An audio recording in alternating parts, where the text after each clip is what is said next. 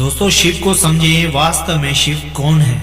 संपूर्ण चराचर ब्रह्मांड में जो कुछ है, जो कुछ नहीं है, वे सब शिव है। चाहे वो पंच महाभूत हो, या दशो दिशा हो, या अति सूक्ष्म आत्मा हो, या कुछ नहीं यानी शून्य हो, कुछ भी शिव से परे नहीं। शिव सर्वोच्च सता भी और निम्न सता भी, विशाल पर्वत भी शिव और सूक्ष्म चेटी भी शिव, यानी जो कुछ है और जो कुछ नहीं है वो सब सर्वव्यापी शिव है। शिव सब कुछ जिसके अंदर समाहित हो, जिसके बाहर कुछ नहीं, सब कुछ जिसके अंदर ही हो, यानी समुचित ब्रह्मांड जिस महाशून्य में समाहित है, वही तत्पुरुष यानी सदा शिव है। शिव काल समय गति के स्वामी स्वयं महाकालेश्वर है। शिव ईश्वर के ईश्वर स्वयं महेश्वर है।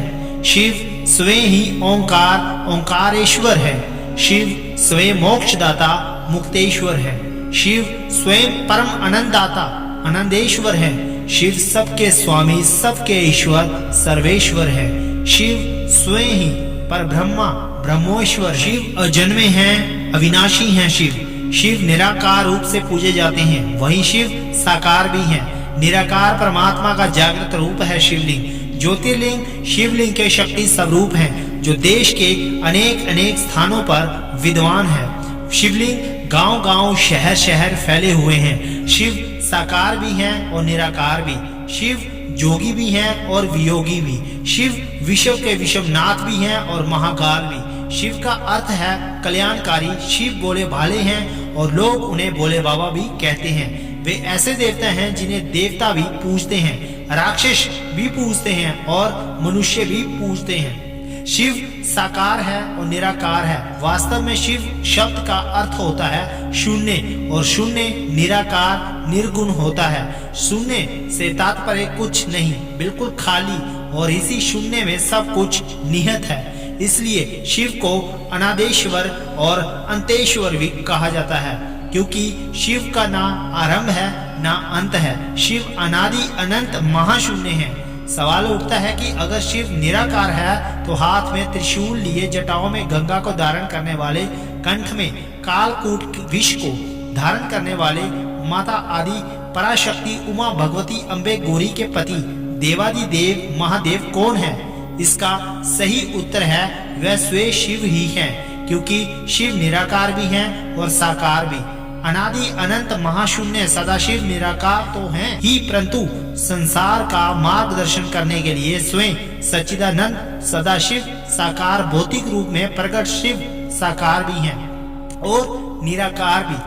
शिव अपने साकार भौतिक स्वरूप में अपने ध्यान के माध्यम से संपूर्ण सृष्टि में संतुलन बनाए रखते हैं और अपने भौतिक जीवन शैली के माध्यम से संसार का मार्गदर्शन करते हुए संपूर्ण संसार को ये सीख देते हैं कि मनुष्य के जीवन में ध्यान, वैराग्य, विकार मुक्त स्वभाव, अनुशासन, स्थिरता, स्वयं पर नियंत्रण, दया, क्षमा, करुणा सर्वोपरि है। भगवान शिव के दो स्वरूपों की श्रद्धा से पूजा की जाती है, शिवलिंग स्वरूप तथा प्रतिमा स्वरूप। शिवलिंग निराकार ब्रह्मा का रूप है, प्रतिमा स्वरूप साकार ब्रह्मा का रूप है।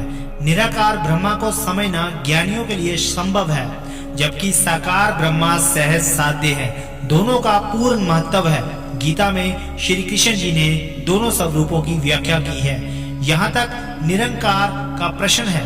लिंग स्वरूप वास्तव में शिव के अस्तित्व में तेज का पुंज है। शिव के तेज पुंज का आदि अंत नहीं है।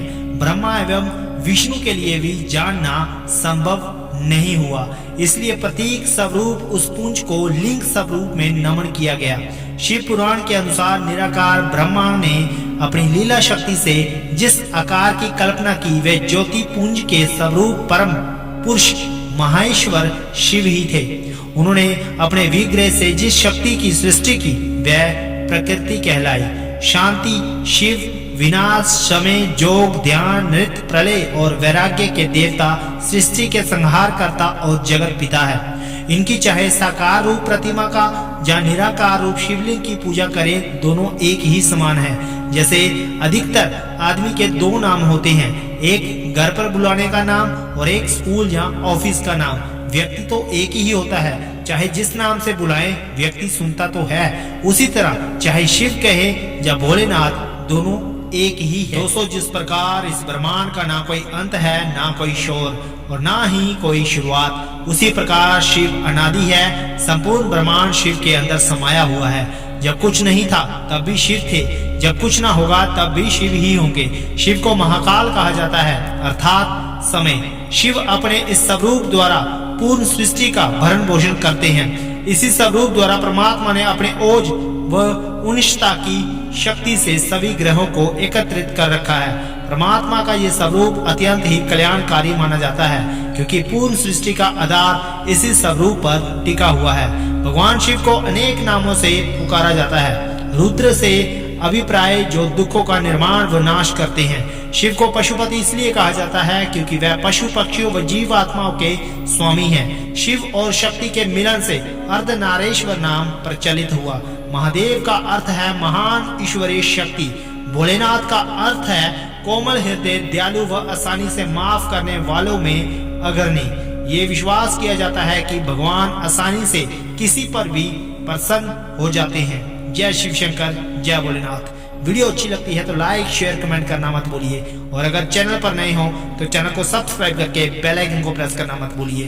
धन्यवाद। जय हिंद, वंदे मातरम।